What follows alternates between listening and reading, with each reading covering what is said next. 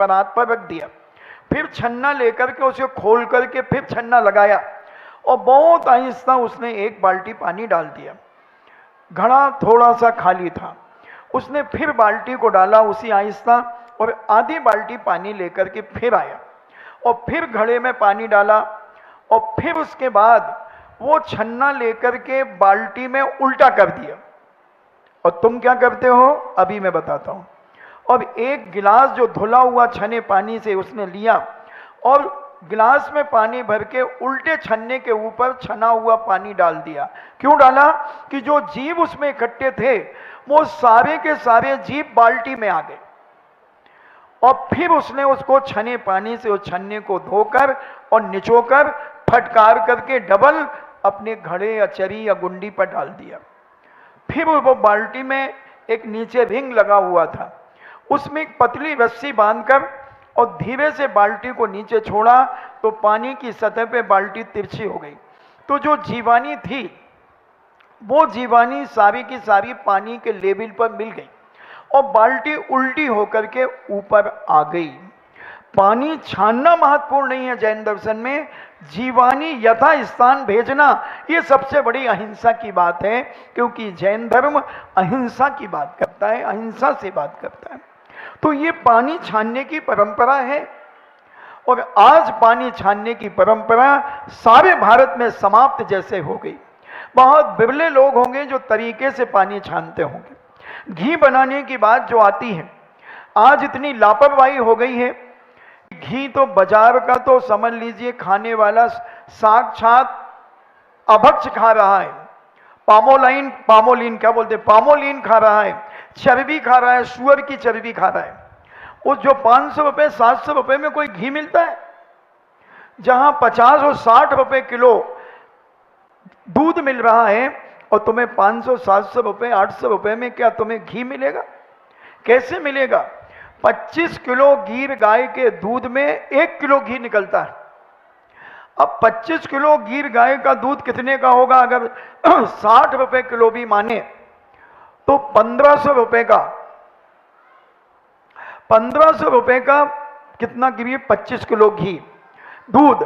फिर इसको आंच में तपाया जाएगा, ओंटा जाएगा या फिर दही बनाया जाएगा, तो ये 2000 रुपए किलो तो कम से कम पड़ता ही है गिर गाय का। और भैंस का भी अगर आप ले लें तो 1500-1200 रुपए से कम सस्ता पड़ ही नहीं सकता। तो दूध घी बनाने की प्रक्रिया, एक बार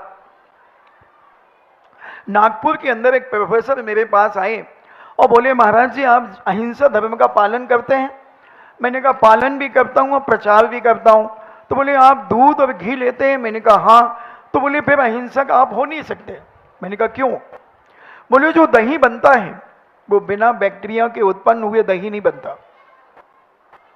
मैंने कहा सर जो दूध और दही जो आप जमाते हैं वो तो पूर्णतः मांसाहार है, क्योंकि आप सरस दूध के पैकेट से बनाते हैं। हमारे यहाँ हर चीज की एक्सपायर डेट है, हमारे यहाँ दूध की भी एक्सपायर डेट है, आटे की भी एक्सपायर डेट है, मसालों की भी एक्सपायर डेट है। जो केवल दवाइयों की ही एक्सपायर डेट नहीं होती बंधु, हर चीज की एक्सपायर डेट होती। ऐसी दुनिया में कोई भी खाने पीने की चीज नहीं है जिसकी एक्सपायर डेट ना निकाली गई हो।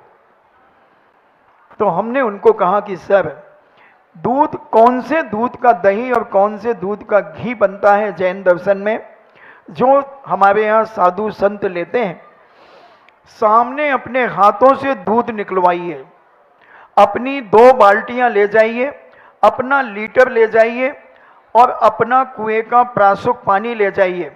अपने प्रासुक पानी से उस गाय या भैंस के स्तन को धुलाइए, फिर एक सूखे कपड़े से उन्हें पोंछिए।